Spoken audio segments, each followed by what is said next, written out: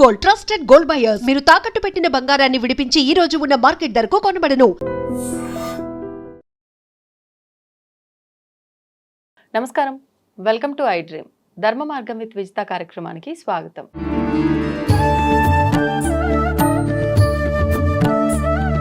ప్రస్తుతం మనతో పాటు ఉన్నారు ప్రముఖ ఆధ్యాత్మికవేత్త, శ్రీ విద్యా ఉపాసకులు శ్రీమతి జయప్రద గారు. ఇప్పుడు అమ్మతో మాట్లాడి మరిన్ని విషయాలు తెలుసుకుందాం. నమస్కారం అమ్మ. నమస్తే అమ్మ. శ్రీమాత్రే నమః. అమ్మ, చాలా వరకు కొన్ని కుటుంబాల్లో చూస్తూ ఉంటాం, ఎప్పుడు అనారోగ్య బారిన పడిపోతూ ఉంటారు. ఎప్పుడు చూసినా ఇంట్లో ఎవరికో ఒకరికి ఆరోగ్య సమస్యలు అనేది ఒకరికి తగ్గగానే ఇంకొకరికి ఇలా ఏంది ఇట్లా అవుతుంది అనిపిస్తూ ఉంటుంది. అయితే ఇంటి వాస్తు వల్ల కూడా, వాస్తు దోషం ఏమైనా ఉంటే ఇంట్లో ఇలా ఆరోగ్య సమస్యలు వస్తాయేమో అని అనిపిస్తూ ఉంటుంది. నిజంగా వాస్తు దోషాలు ఏమైనా ఉంటే ఆరోగ్య సమస్యలు వచ్చే అవకాశం ఉంటుందా? మరి ఒకవేళ వాటికి పరిహారాలు కూడా ఏమైనా ఉంటాయా అలాంటి వాస్తు దోషాలు ఉంటే? ఖచ్చితంగా వాస్తు అంటే ఏంటంటే ఏ వస్తువు ఎక్కడ పెట్టాలని ఏదైతే అనుకుంటున్నామో అలాగే నిర్మాణంలోని ఎక్కడ ఏది తగ్గకుండా కరెక్ట్గా కాంప్రమైజ్ అవ్వకుండా కట్టాలి. పూర్వం అలా ఇండిపెండెంట్ హౌసెస్లో కట్టుకునే వాళ్ళు కనుక చక్కగా కట్టుకునేవాళ్ళు. ఆగ్నేయం కరెక్ట్గా వచ్చేటట్టుగా, తర్వాత నైరుతి బాగుండేటట్టుగా, మళ్ళీ మనకి ఉత్తర వాయువ్యము ఇవన్నీ బాగుండే విధంగా అన్ని విధాలుగా కట్టేవాళ్ళు. అపార్ట్మెంట్స్ కల్చర్ వచ్చినప్పటి నుంచి ఏదో ఒక దోషం ఉంటుంది. అది వాయు దోషం అవ్వచ్చు, ఆగ్నేయ దోషం అవ్వచ్చు, నైరుతి దోషం ఉండొచ్చు. ఇలా ఏదో ఒక దోషంతో కడుతున్నారు. అదే కాంప్రమైజ్ అవ్వాలి, అవ్వకుండా అవ్వదుగా. ఒక స్థలంలో ఒకే దాంట్లో ఒక 5-6 ఫ్లాట్లు లైన్గా వేయాలి, లేదా వరుసగా వేయాలన్నా కష్టమైపోతుంది వాళ్ళకి. ఆ వరుసలో వేసేటప్పుడు ఖచ్చితంగా కొంతవరకు ఒక్కొక్క ఫ్లాట్కి కాస్త ఆగ్నేయ దోషం పడుతుంది, ఒక్కొక్క వైపు ఉన్న బిల్డింగ్కి నైరుతి దోషం పడుతుంటుంది. అంటే ఇప్పుడు 4 వైపులా కడుతుంది బిల్డింగ్, ఫ్లాట్స్ ఇటు ఇటు ఇటు ఇటు కడుతున్నారు. ఇలా కట్టేటప్పుడు కొన్ని ఫ్లాట్స్కి నైరుతి ఎఫెక్ట్ ఉంటుంది, కొన్ని ఫ్లాట్స్కి ఆగ్నేయం ఎఫెక్ట్ ఉంటుంది. ఇవి చూసుకోకపోతే ఏంటంటే ఆగ్నేయం ఎఫెక్ట్ ఉన్న ఫ్లాట్స్ మేము అన్నట్టు ఆరోగ్యం దెబ్బతింటుంది. అంటే ఏంటంటే ఇక్కడ ఆరోగ్యం విషయంలో అంటే వంట చేయాలనే ఆలోచన రాదు ఇంట్లో ఉండే వాళ్ళకి. ఏం వండుతాం, ఏదో అడ్జస్ట్ చేసి తిందాం, అది వేసుకుని తిందాం, ఇది వేసుకుని తిందాం, నాకు ఇప్పుడు ఓపిక లేదబ్బా అది తెచ్చుకుందాం అని చెప్పేసి ఇంట్లో ఆడవాళ్ళు అలాగే ఉంటారు, ఇంకా మగవాళ్ళకి అలాగే ఉంటారు. సో తెచ్చుకుందాం. ఆగ్నేయం బాగుంటేనే ఆ ఇంటి ఇళ్ళకి ఇంట్లోకి వెళ్ళి శుభ్రంగా మంచి వంటకాలు వండాలనే కోరిక కలుగుతుంది. వాస్తుని బట్టి కూడా వంట చేయాలా వద్దా అనేది డిసైడ్ అవుతుంది. అంటే ఆ స్థానంలో ఉండి చేయాలి అంటే మనకి ఆ ఎనర్జీ ఫార్మేట్ అవ్వాలి కదా. మనం ఏదైతే ప్రతికూల శక్తి అనుకుంటున్నామో, పాజిటివ్ అండ్ నెగిటివ్ ఎనర్జీస్ అనుకుంటున్నామో, ఈ పాజిటివ్ ఎనర్జీ రావాలంటే ఆగ్నేయం కరెక్ట్గా ఉంటే ఇంటి ఇళ్ళకి ఆగ్నేయంలో నుంచి ఉంటే మనసు ప్రశాంతంగా అనిపిస్తుంది, నచ్చిన వంటలని చేస్తుంది. ఆగ్నేయం బాలేదంటే అక్కడికి వెళ్ళి చిరుచిట్లు ఆడుతుంటుంది, ఓపిక లేదంటుంది, అసహనం కోల్పోయి ఉంటుంది, వచ్చేస్తుంది, ఏదో రైస్ పడేసాను, పచ్చళ్ళు తెచ్చుకోండి, కూరలు తెచ్చుకోండి అని చెప్తారు. దీంతో సగం ఆరోగ్యం పాడైపోతుంది. ఇప్పుడు బయట ఆహారం తింటే మనం ఖచ్చితంగా ఆరోగ్యం పాడైపోతుంది. 90% ఇప్పుడున్న జనరేషన్ అందరూ బయట తింటున్నారు. అవునమ్మా. ఒకటి ఇంట్లో టేస్ట్ లేదనో, లేదా ఇంట్లో చేసేవాళ్ళు లేదనో, లేదా ఎవరు చేసుకునే తింటారు ఓపిక లేదనో, ఈ రీజన్స్ ఏదైనా రీజన్ అవ్వాలంటే మొత్తానికి మనం బయట చూస్తే అన్ని ఫుల్గా ఉంటాయి. హోటల్స్ కానీ ఆఖరికి చిన్న బళ్ళు కొన్నా ఫుల్ ఉంటున్నాయి. ఏ బిజినెస్ ఏమో కానీ ఫుడ్ బిజినెస్ పెడితే అయిపోతుందని చెప్పి ఆలోచన అందరికి పాపం వస్తుంది. కాకపోతే ఆగ్నేయంలో ఇది ఒకటే ఆరోగ్యం ఉండే కాదు, ఆరోగ్యం బాగాలేకపోతే ఆర్థికంగా ఇబ్బంది పడతాం. ఇప్పుడు ఏంటంటే ఆగ్నేయంలో ఏదైనా బాగాలేదు అనుకోండి, ఒక వస్తువు కానీ పెట్టే విధానం కానీ అక్కడ మార్పు అనేది చేసామనుకోండి, ఆగ్నేయం బాగుంటుంది. ఫ్లాట్లు మనం మార్చలేం కానీ ఆగ్నేయ దశను మార్చుకోవచ్చు. అయితే అనారోగ్య సమస్య ఒకటి, ఆర్థిక సమస్య ఒకటి. ఆగ్నేయం బాగాలేకపోతే చాలా మంది ఏంటంటే ఆరోగ్యం ఒకటి అనుకుంటారు, ఆర్థిక పరంగా కూడా చాలా సమస్యలు ఉంటాయి. అధికంగా డబ్బు ఎక్కువ వచ్చేది ఆగ్నేయం బాలేని వాళ్ళకి. అంటే సంపాదన ఉన్నప్పటికీ ఖర్చులు ఎక్కువ ఉంటుంది. ఎంత సంపాదిస్తున్నా నిలబడదు. ఆ నిలబడిపోవడం కారణం కూడా ఆగ్నేయ దోషమే.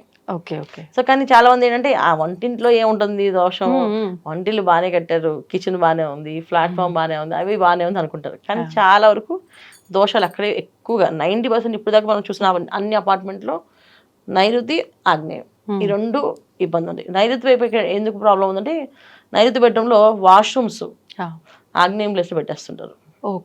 అక్కడ ధనం అనేది ఇప్పుడు ఎప్పుడైతే ఆగ్నేయ దశలో ఆ బాత్రూమ్ పెట్టారో ఫ్లష్ కొడుతూ కూడా నీళ్ళు వెళ్ళిపోతున్న కొద్దీ డబ్బులు వెళ్ళిపోతుంటుంది అనమాట. అది ఎక్కువ ఇవి మెయిన్ ప్రాబ్లమ్స్. దీనివల్ల ఆర్థికంగా ఇబ్బంది పడతాం. సో వాస్తు మనం చూసుకోవాలంటే ఖచ్చితంగా చూసుకోవాలి. ఇవాళ రోజున పూర్వం రోజులు అయితే వాస్తు చూడట్లేదు, జ్యోతిష్యం చూడట్లేదు. ఎందుకంటే ఇల్లు ఇండిపెండెంట్ హౌసెస్ కట్టుకునే వాళ్ళు ఇల్లు ప్రాంగణం అంతా ఒక వీధంతా ఇల్లులే ఉండేవి. గుడి అనేది ఆ మధ్యలో ఉండేది కాదు. ఉండేది కాదు. ఇప్పుడు ఇళ్ళ మధ్యన గుడి ఉన్నప్పుడు గుళ్ళో యంత్ర ప్రతిష్ఠ చేసినప్పుడు పిశాచ గణాలని గణాలు ఉంటాయి. వాటికి ఒకంటే అకాల మరణాలు చెందిన వాళ్ళు, ఆ తర్వాత కొన్ని సూక్ష్మ శక్తులతో తిరిగే వాళ్ళు, అంటే ఎనర్జీస్, ఇవన్నీ కూడా స్పిరిట్ ఎనర్జీస్ అంటాం, అంటే మనం ఆ ఆత్మశక్తులే. వీళ్ళంతా కొన్ని ఆహారం అనేది వీళ్ళకి గుళ్ళో బలిపీఠాల దగ్గర వేస్తారు, వాళ్ళు అక్కడ తీసుకుంటారు. సో ఎప్పుడైతే అవి మధ్యలో ఉంటాయో మనకి ఆ ఎఫెక్ట్ ఉంటుంది. ఎప్పుడైనా గుడి, అందుకే గుడి అన్నది ఊర్లో ఒక ప్లేస్ పెట్టి అక్కడ గుడి కంటే కనీసం వెళ్ళాలి అందరం, అక్కడ వెళ్ళేవాళ్ళం గుడికి. నడుచుకుంటూ కొద్ది దూరం వెళ్ళేటట్టుగా ఉండేది. మధ్యలో ఊరు మధ్యలో గుడి పెట్టేవాళ్ళు. అవును అండి, ఊరి చివరన శ్మశానం పెట్టేవాళ్ళు.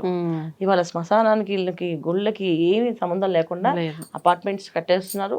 అపార్ట్మెంట్ అసలు ఒక ప్లేస్ లో అయితే అక్కడ దాకా శ్మశానం ఉంది, దాన్ని కట్ చేసేసి వాళ్ళు రోడ్ వేసేసారు, ఈ పక్కన ఫ్లాట్స్ వేసేసారు.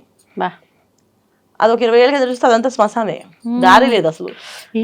ఇవాళ రోడ్ శ్మశానం అదంతా, ఇవాళ రోడ్ వచ్చింది, అపార్ట్మెంట్స్ వచ్చేసాయి. అదే ఇది 20 ఏళ్ళ కింద చూసినప్పుడు ఇదంతా శ్మశానం కదా, ఎప్పుడు తవ్వేశారు అంటే ఆ శ్మశానం మళ్ళీ గేట్ అక్కడే ఉంది, వెళ్ళిండు దాన్ని ఎలా మార్చేశారు అంటే కట్టేస్తున్నారు, మార్చేస్తున్నారు. దీనివల్ల ఎఫెక్ట్ ఏంటంటే ఈ ఎనర్జీస్ అన్ని పనిచేస్తాయి. ఇవన్నీ ఎక్కడ ఉంటాయంటే మనం ఎక్కడైతే ఆహారం వండుతామో ఆ ఆహార ప్లేస్లో ఉంటాయి. అందుకే మన ఇళ్లలో ఎప్పుడు కూడా ఆగ్నేయ దశని చాలా జాగ్రత్తగా కట్టేవాళ్ళు. ఆగ్నేయంకి పొద్దున్నే అగ్నిదేవుడికి పూజ చేసి ప్రారంభం చేసేవాళ్ళు. ఇవాళ పరిహారం అమ్మ మరి అంటే కట్టేటప్పుడు అలా దోషం అయితే జరిగిపోయింది, ఇంక ఇప్పుడు అందులో ఉండాల్సిందే తప్పదు, అంత ఇష్టంగా కట్టించుకుంటాం, కొనుక్కుంటాము, రెంటెడ్ ఇల్లు కాదు మారటానికి, పరిహారం ఏమైనా ఉంటుంది ఇలాంటి ఇబ్బందులు లేకుండా? మరి ఉంటుంది అంటే జనరల్గా అంటే మనం చెక్ చేయాలి, మనం వెళ్ళి చూసాం అనుకోండి అప్పుడు చెప్పగలుగుతాం. మామూలుగా ఆగ్నేయ దోషం ఉంది, ఆహారం ఉండలేనంటే చిన్న చిన్న పరిహారాలు చెప్తాను, అది చేసి చూడమనండి.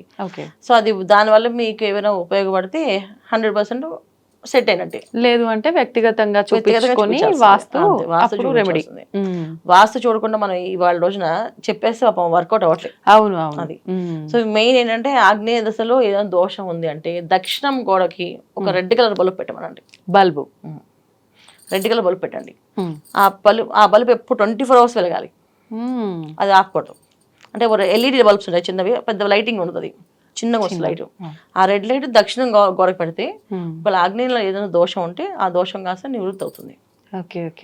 ఆ రెడ్ బల్బ్ పెట్టేస్తే తర్వాత కిచెన్ ప్లాట్ఫామ్ ఏదైతే ఉందో కిచెన్ ప్లాట్ఫామ్కి షింక్ రెండు కలిపి ఒకటే ప్లాట్ఫామ్ ఉన్నాయి అనుకోండి, ఇక్కడ ఇలా అడ్డు కట్టండి.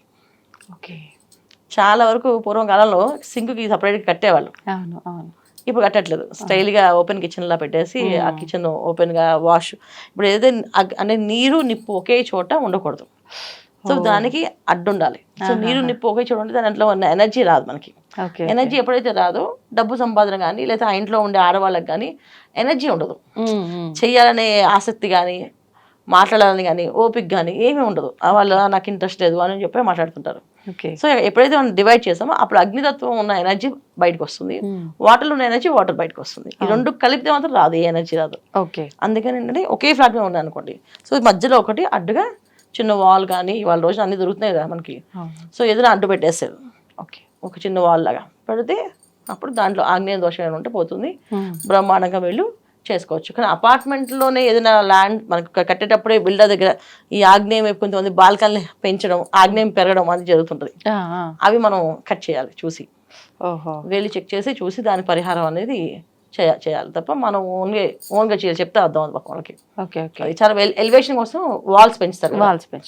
ఈ వాల్స్ పెంచే వైపు చాలా వరకు ఆగ్నేయం పెంచారనుకోండి 100% అది డ్యామేజ్ అయిపోతుంది.